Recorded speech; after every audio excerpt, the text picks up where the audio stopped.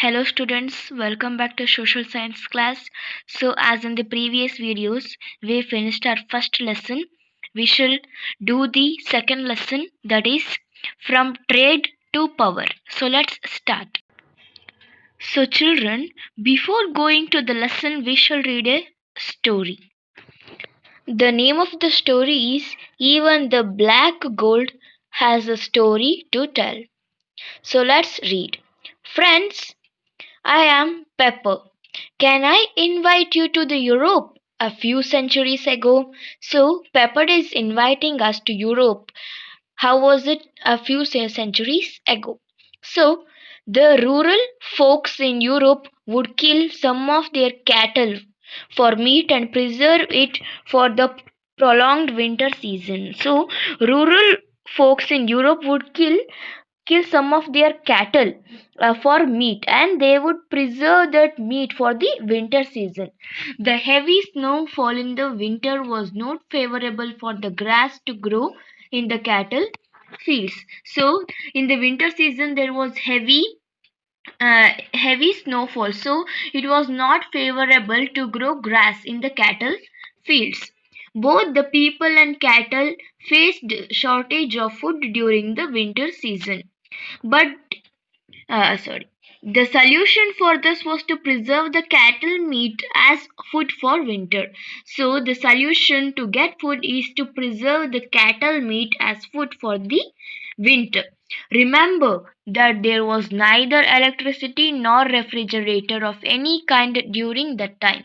So, you know that there was no electricity and no refrigerator during that time. So, they found me effective in preserving the meat and making it tastier. So they found me effective in and preserving meat and making tastier. In short, I was invitable for them. In short, I was invitable for them. I was important for them. My friends, cardamom, cinnamon, and ginger, all spices like I am, were also loved by them. So here I refers to the pepper, and his friends are cardamom, cinnamon, and ginger. All spices. These all spices are loved by the people. The traders came in search of us from the time immemorial. So the traders came from countries in search of these spices. So what are these known as spices? Okay, so this is the story. So children, have you listened to the story of pepper? What did you understand from the story? So we can understand that the spices of our land were essential to the foreigners. The traders all over the world would visit here to collect spices. Okay, we can understand that the spices which were in our land, which were grown in our land, was very important, were very essential for the to the foreigners. The traders all over the world would visit. The traders all over the world would visit here to collect those spices. You have understood the previous chapter about the conquest of Constantinople. So you have learnt about the conquest of Constantinople by the Turks in 1453. This came in way of the traders between Asia and Europe. You know that the Turks conquered Constantinople in 1453, and this came in the way of traders between Asia and Europe. So children, as you know that the spices are very important for foreigners. But the conquest of Constantinople by the Turks came in the way of trade between Asia and Europe. So this situation necessitated the European traders to find out a new sea route to India.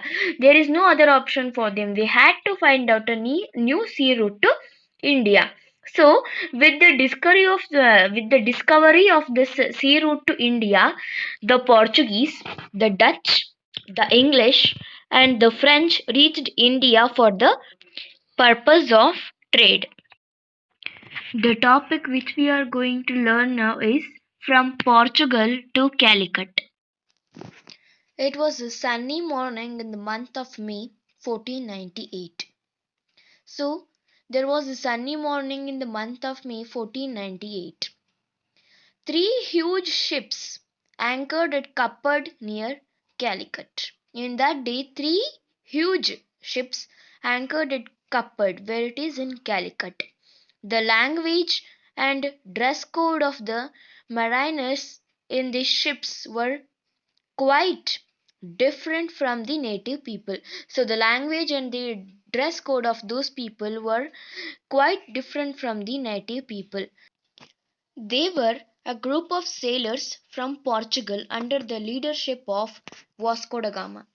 So those people were the group of sailors from Portugal. They were from Portugal and they came here under the leadership of Vasco da Gama. The Zamorian, the then ruler of Calicut, did not provide trading facilities to Vasco da Gama. So when Vasco da Gama reached that place, the Zamorian was the ruler and he did not provide trading facilities to Vasco da Gama. So this Vasco da Gama left for Kannur and he gathered necessary goods and then returned to Portugal. Vasco da Gama got a profit of which was 60 times greater than the cost of their voyage by selling the goods they took back with them.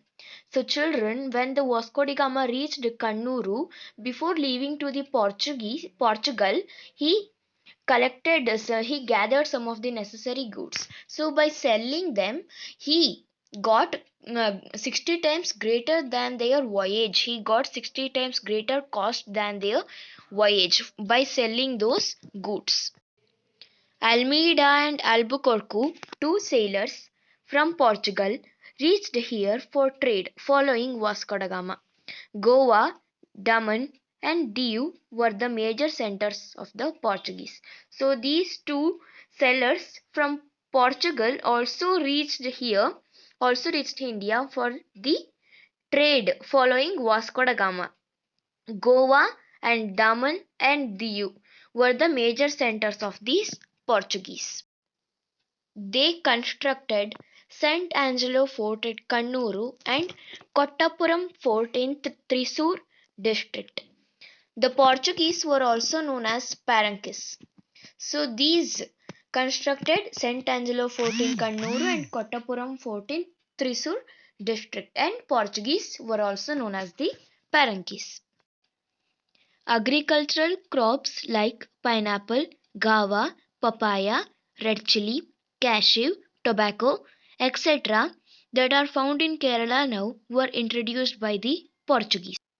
So, children, these agricultural crops such as pineapple, guava, papaya, red chili, cashew, tobacco are found in Kerala now, and these agricultural crops were introduced by the Portuguese.